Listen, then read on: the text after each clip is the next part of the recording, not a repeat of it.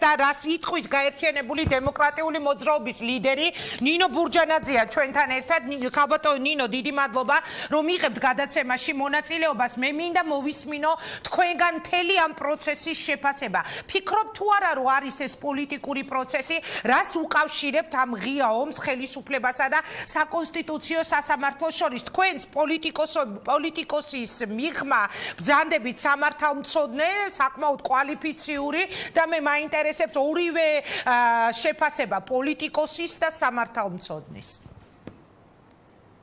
დიდი მადლობა ქალბატონო ინგა, უპირველეს ყოვლისა მადლობა ეთერში მოწვევისათვის და ბუნებრივია გიპასუხებთ კითხვაზე, თუმცა იმედი მაქვს რომ მარტო საკონსტიტუციო სასამართლო არ იქნება ჩვენი დღევანდელი საუბრის თემა.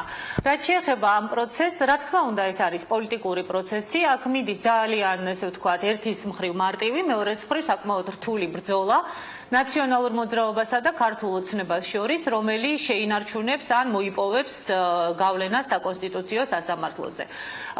ქართულ ოცნებას ზოგადად სასამართლო რეფორმა, რომელშიც საკონსტიტუციო სასამართლოც უნდა შესულიყო, რეალურად უნდა განეხორციელებია ამ 4 წლის განმავლობაში იდგა.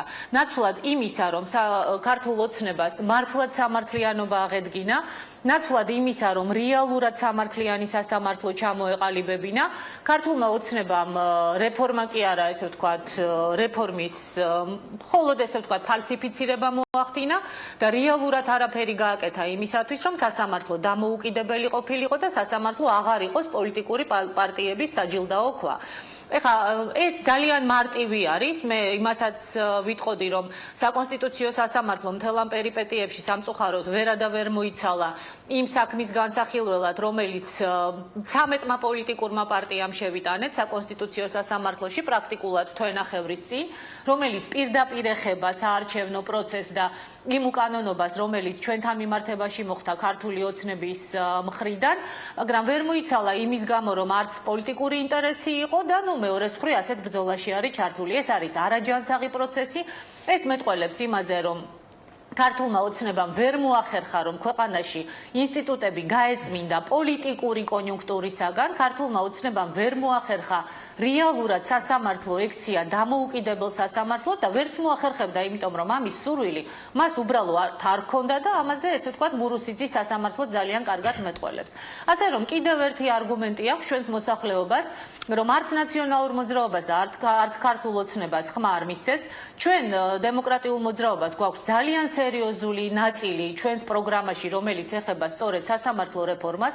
გარწმუნებთ, რომ ეს სასამართლო რეფორმა უზრუნველყოფს რეალურად დამოუკიდებელ და პოლიტიკური კონიუნქტურისაგან თავისუფალ სასამართლოს და მხოლოდ ამის შემდეგ ამოისუნთქავს ჩვენი მოსახლეობა, იმიტომ რომ ქვეყანა, სადაც სასამართლო დამოუკიდებელი არ არის და პოლიტიკური პარტიები ჭიდაობენ, რომელს მეტი გავლენა ექნება სასამართლოზე და ამ ჭიდაობაში მონაწილეობას იღებს მართველი გუნდი, ვერასოდეს ვერ იქნება სამართლიანი. ქალბატონო ნინო, მაგრამ როგორ აპირებთ, აი როცა თქვენ ამბობთ, რომ ჩვენ გვაქვს პროგრამაში დავუშვათ იგივე სასამართლოების თემა, საერთოდ პროგრამის განხორციელებას როგორ აპირებთ?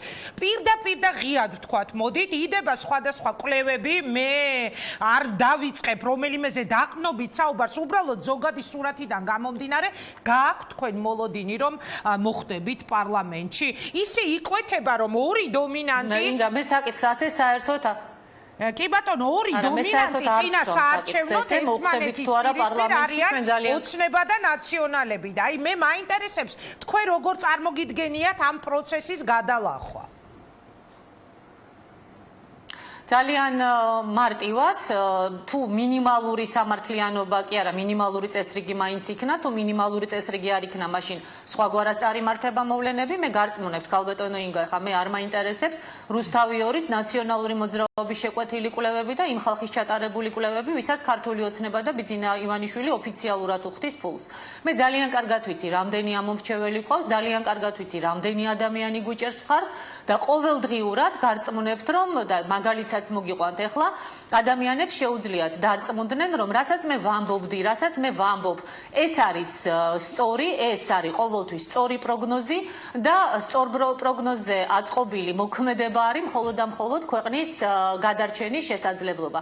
ჩვენ ძალიან ბევრი ამომრჩეველი გვყავს, ძალიან ბევრი ადამიანი, რომელიც მაგალითად მხარს დაუჭერს უბლოკო სტატუსის იდეას საქართველოსათვის, იმიტომ რომ ეს არის ნამდვილად გადარჩენა ჩვენი ქვეყნის და ნამდვილად გარღვევა როგორც კონფლიქტების მოგვარების საკითხში, ასევე ეკონომიკური პრობლემების მოგვარების საკითხში.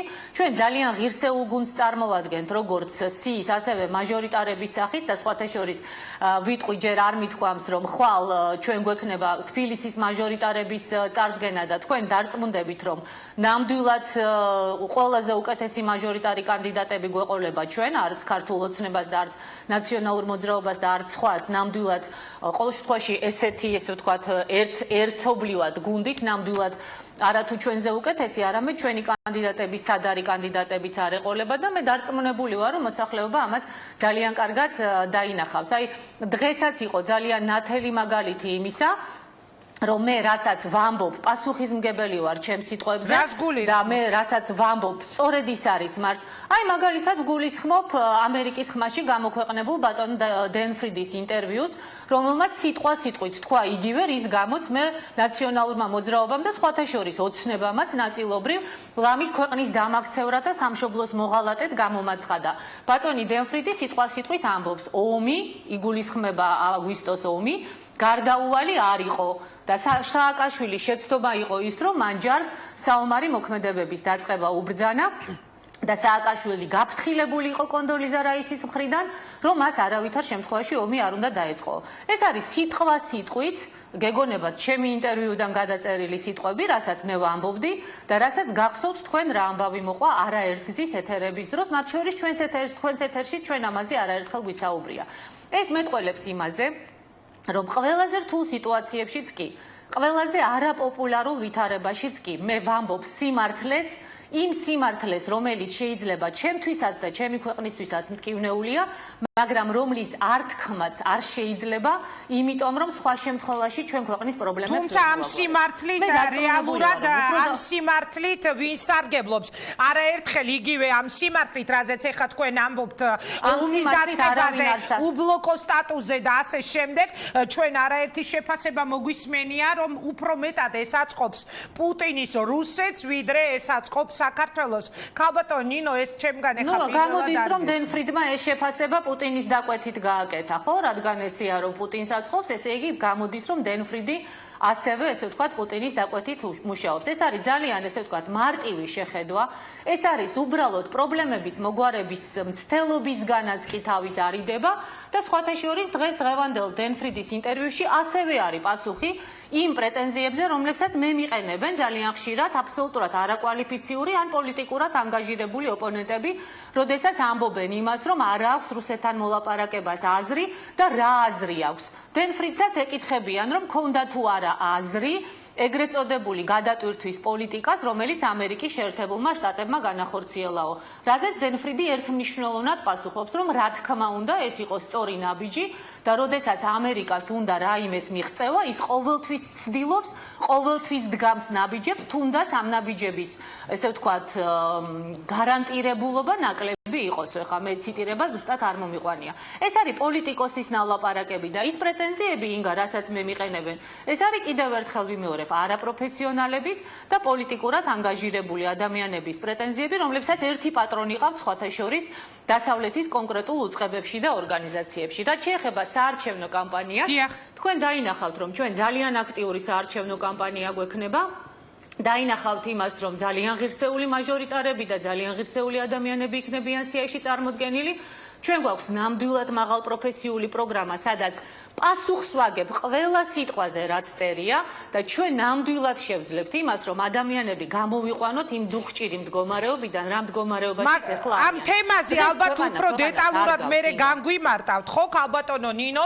ჩვენ ვაპირებთ ძალიან საინტერესო პროექტს არხი ყოველ შემთხვევაში, სადაც ალბათ ამ ყველაფრის განმარტების საშუალება ჩვენ გვექნება თქვენი მხრიდან. დაველოდებით ხვალინდელ წარდგენებს თქვენი მაჟორიტარი კანდიდატების. ნახოთ რა გუნდით გადის ნინო ბურჯანაძე არჩევნებზე. წარმატება მინდა გისურვოთ, დიდი მადლობა რომ იყავით ჩვენთან ერთად. ხომ არ დაგჭირდა? ძალიან დიდი მადლობა ინგა და დიახ, ძალიან ერთი რამ არის უბრალოდ ძალიან მნიშვნელოვანი, აი რაც თქვენც ბრძანეთ ამ გამოკითხვებთან დაკავშირებით, ეს არის აბსოლუტურად შეგნებული კონიუნქტურა, რომ ადამიანებს თავში ჩაუდონ, რომ შანსი არ აქვს, თქვათ, ბურჯანაძის ან ვინმეს პარტიას და მხოლოდ ორი ძალა მუშაობს, ეს ძალიან საშიში კონიუნქტურაა, მაგრამ იმედია ადამიანები ამას კარგად მიხვდებიან. კარგი, წინ მარტო რუსთავიორს ახსენებ და წინ გაქვთ ერთ-ერთი ტელევიზიაც გამოაქვეყნებს ძალიან მალე და იტყვის, რომ ეს უკვე მისი დაკვეთით გაკეთებული იყო, ასე რომ მხოლოდ რუსთავიორზე ნუ გექნებათ წყენები გულში, თუ კი რაიმე შედეგებს არ ეთანხმებით, ეს ჯეფკა ძალიან სერიოზული კვლევითი ორგანიზაცია, ჩემი ინფორმაციით უახლოეს პერიოდში კიდევ ერთი ტელევიზია გამოუშვებს თავისივე დაკვეთით რეიტინგებს და დაველოდოთ მოდით ერთად. თქვენ კი წარმატებას გისურვებთ, მადლობა რომ იყავით ჩვენი სტუმარი. ველოდებით თქვენი გუნდის პრეზენტაციას, ეს იყო ნინო ბურჯანაძე, გაერთიანებული